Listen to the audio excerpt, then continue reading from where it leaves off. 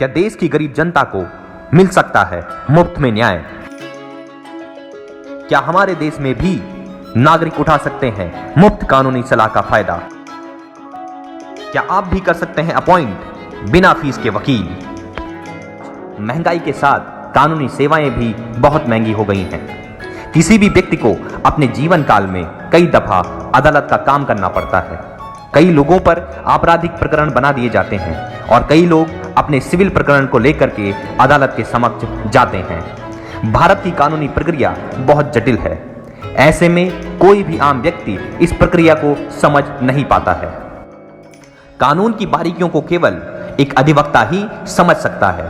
फिर किसी व्यक्ति पर यदि कोई आपराधिक मुकदमा बनाया गया है, तब ऐसे आपराधिक प्रकरण में सरकार की ओर से सरकारी वकील पर भी भरोसा किया जा सकता है।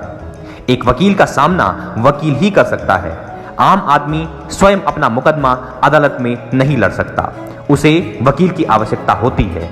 वकीलों की सेवाएं बहुत महंगी हो गई हैं। अब प्रश्न यह आता है कि अगर वकीलों की सेवाएं महंगी हैं, तब गरीब लोगों को कानूनी सहायता कैसे मिल पाएगी?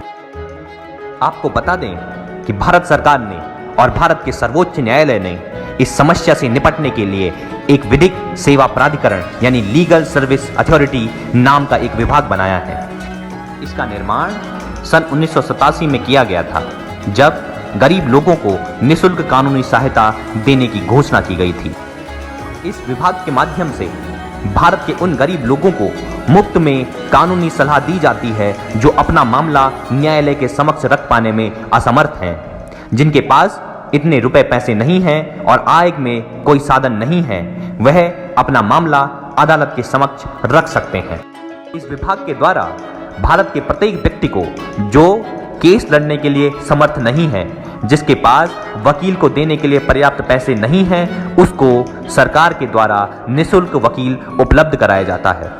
एडवोकेट अभिषेक कुमार भट्ट ने बताया कि भारतीय संसद ने गरीबों को फ्री कानूनी सहायता देने के लिए साल 1987 में विधिक सेवा प्राधिकरण अधिनियम यानी लीगल सर्विस अथॉरिटी एक्ट पारित किया था। एडवोकेट अभिषेक कुमार भट्ट के मुताबिक मुफ्त कानूनी सहायता ये लोग पा सकते हैं जो अनुसूचित जाति, अनुसूचित जनजाति समुदाय के लोग हों। दूसरा, भिखारी या मानव तस्करी के शिकार व्यक्तियों को। तीसरा, महिलाएं और बच्चों और दिव्यांगजनों को। चौथा, किसी प्राकृतिक आपदा जैसे भूकंप, बाढ़ और सूखा आदि के शिकार व्यक्तियों को। पांचवा, बलवे या जातीय हिंसा या सांप्रदायिक हिंसा के शिकार व्यक्तियों को। किसी औद्योगिक हादसे के शिकार व्यक्तियों और कामगारों को। सातवां, बाल सुधार गृह के किशोर और मानसिक रोगियों को। ऐसे व्यक्ति जिनकी सालाना आय 5 लाख रुपए से कम है, ऐसे व्यक्ति भी मुफ्त कानूनी सलाह का फायदा उठा सकते हैं। निःशुल्क कानूनी सहायता का फायदा केवल निचली अदालतों तक ही सीमित नहीं है, बल्कि माननीय उच्च न्यायालय और माननीय सुप्रीम कोर्ट तक भी हम इसका फायदा उठा सकते हैं। मुफ्त कानूनी सेवाओं के तहत अपनी पसंद के वकील की सेवाओं का लाभ उठाना भी संभव है। राष्ट्रीय विधिक सेवा प्राधिकरण के धारा 7 के अनुसार कानूनी सेवाओं के आवेदन की जांच सदस्य या सचिव के द्वारा की जाएगी। हुसैनरा खातून वर्सेस स्टेट ऑफ बिहार के मामले में सुप्रीम कोर्ट ने मुफ्त कानूनी सहायता और आर्टिकल 39A पर यह महत्वपूर्ण निर्णय दिया। MH Hoskot versus state of Maharashtra के मामले में न्यायमूर्ति कृष्ण अय्यर ने बताया कि फ्री लीगल एड प्रदान करना राज्य का कर्तव्य है, ना कि दासशीलता।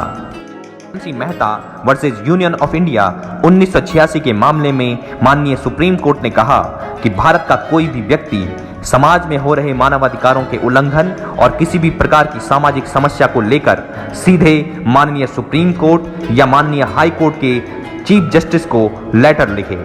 अगर आपके द्वारा बताई गई समस्या सही होती है तो सुप्रीम कोर्ट या हाई कोर्ट इसमें आपको न्याय जरूर देगा।